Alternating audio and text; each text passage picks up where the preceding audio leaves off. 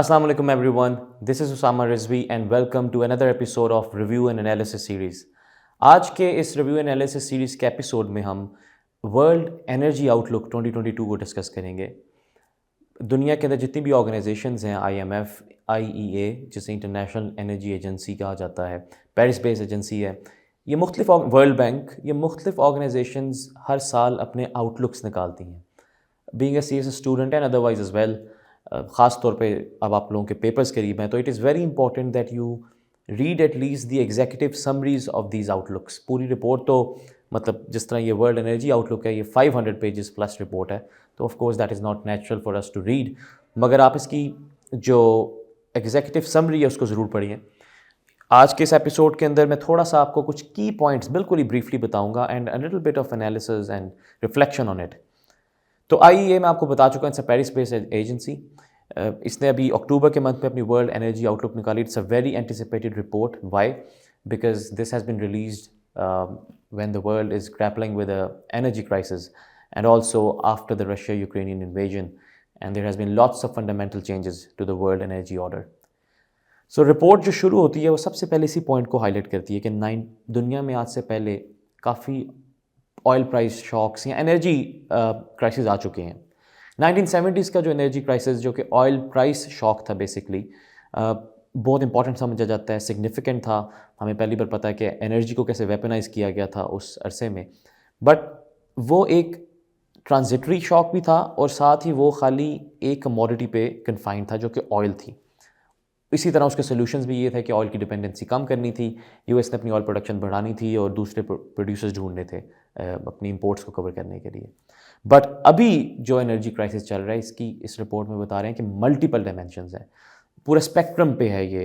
कोल, LNG, gas, oil, electricity, जिसकी वजह से fertilisers, food insecurity, agriculture, social unrest, ये सब के सब डोमेन्स एंड डायमेंशंस इफेक्ट हो रही हैं।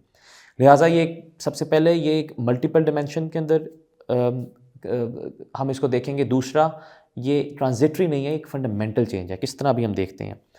इसके अंदर एक और इम्पॉर्टेंट बात जो बताई गई है कि दुनिया में recently south Korea, Brazil, Bangladesh, पूरी दुनिया में इलेक्ट्रिसिटी प्राइसेस बहुत ज़्यादा बढ़ी हैं तेज़ी से। उसमें से जो 90% जो वजह है बढ़ने की, इट्स हायर फ्यूल प्राइसेस। इसके साथ ही 2022 दुनिया का पहला गालिबन वो साल है जिसमें number of people with access to electricity has increased. ये बड़ी पॉजिटिव खबर है। But due to the energy crisis, जो 75 मिलियन के करीब लोग थे जिनको भी रिसेंटली एक्सेस मिली है इलेक्ट्रिसिटी की, वो अपने बिल्स पे नहीं कर सकेंगे। एक वीडियो थी बड़ी अच्छी यूट्यूब पे जिसमें वो बता रहे थे कि इटली के अंदर टस्कनी छोटा टाउन है, उसमें textile industry, they were comparing the bills. पहला बिल जो था दैट वाज 80,000 यूरो समथिंग, जो अब आया वो 7.5 लाख के कुछ करीब आया। तो you are seeing increases of multiple times, और ये पूरी इंडस्ट्री, हाउस होल्ड सबके लिए है। तो इसी तरह 100 million people across the world, they will revert back to biomass for cooking, जैसे पहले करते थे, जैसे हमारे गांव देहात में होता है। तो इस सब की वजह से क्लाइमेट के ऊपर एडवर्स इफेक्ट्स आएंगे। इसके अलावा जब भी कोई रिपोर्ट रिलीज़ करते हैं उसमें डिफरेंट सिनेरियोज़ होते हैं। एक बहुत बुरा होता है, एक मीडियम होता है, एक बहुत अच्छा होता है। तो इसमें भी अगर कोई वो पॉजिटिव सिनेरियो जिसको वो स्टेप्स बोल रहे थे उसके मुताबिक अगर आप देखें तो ऑयल जो डिमांड है वो पीक कर जाएगी मिड 2030s में। ये काफ़ी अर्से से चल रहा है ऑयल डिमांड पीक करने का, but it isn't really going to happen. Secondly, वो कहते हैं कि अभी दुनिया में जो ऑयल का मिक्स है दैट इज़ 80 to 84%, ये फॉल कर जाएगा 75% 2030 तक और 60% by the mid of the century. अगर आप इसको एनालाइज करें तो ये फिर भी बहुत ज़्यादा है कंपेयर टू जो कि एक अलार्मिंग सिचुएशन है क्लाइमेट की हमारी। रिन्यूएबल एनर्जी अभी भी और आगे आने वाले मिड सेंचुरी तक it will not be able to catch up to the fossil fuel.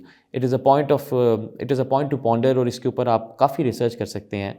It's a very important topic as well, Pakistan को लेके भी, डेवलपिंग कंट्रीज़ को लेके भी। तो ये बड़ा इंपॉर्टेंट एक हाईलाइट थी इसकी। इसके अलावा रशिया का रोल दुनिया में शुरू से एनर्जी के अंदर बहुत ज़्यादा रहा है। तो ये रिपोर्ट कह रही है कि in the coming years Russia की जो एक्सपोर्ट है, नेचुरल गैस एक्सपोर्ट दुनिया में जो 30 से 35% है, it will fall back to 15% by 2030।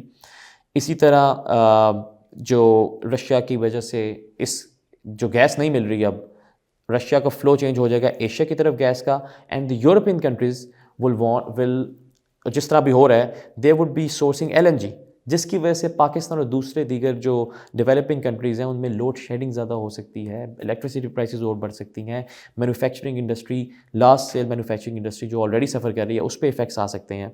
तो आप देखें कि एक दुनिया के हिस्से में होने वाली डेवलपमेंट की वजह से पूरी दुनिया में कैसे इफेक्ट्स आते हैं, और इस रिपोर्ट को बड़ी अच्छी तरह हाईलाइट करती है। लास्टली क्लाइमेट फाइनेंसिंग के ऊपर उन्होंने बड़ा अच्छा बताया कि एक है नेशनली डिटर्मिन्ड कॉन्ट्रीब्यूशंस जो पेरिस एग्रीमेंट में से डिसाइड हुए थे, तो आउट ऑफ 193 कंट्रीज सिर्फ 23 ममालिक ने उनको भी सबमिट करवाया है। इसी तरह 100 बिलियन का प्लेज आप सबको पता किया हुआ डेवलप कंट्रीज़ ने, उसमें से सिर्फ वो इस प्लेज में 3 साल पीछे हैं, और ये हर रोज़ रिपोर्ट आई होती है कि कितना उन्होंने प्रॉमिस किया है और कितना कम वो दे रहे हैं। तो ये कुछ हाइलाइट्स थी इसकी, and I have given you some pointers to think about further. आप इस रिपोर्ट को ज़रूर पढ़िएगा, इसकी executive summary, and please let us know in the comments how you like it. Thank you so much.